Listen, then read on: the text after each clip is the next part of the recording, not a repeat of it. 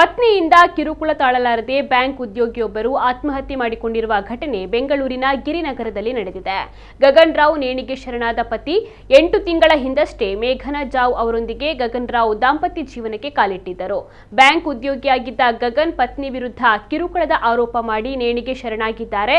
ಈ ಸಂಬಂಧ ಗಿರಿನಗರ ಪೊಲೀಸ್ ಠಾಣೆಯಲ್ಲಿ ಪ್ರಕರಣ ದಾಖಲಾಗಿದೆ. ಮೇಘನಾ ಗಗನ್ ಮೇಲೆ ಅನುಮಾನ ಪಡ್ತಾ ಇದ್ಲಂತೆ. ಇದೇ ವಿಚಾರಕ್ಕೆ ಮನೆಯಲ್ಲಿ ಹಲವು ಬಾರಿ ಗಲಾಟೆ ಆಗಿತ್ತು.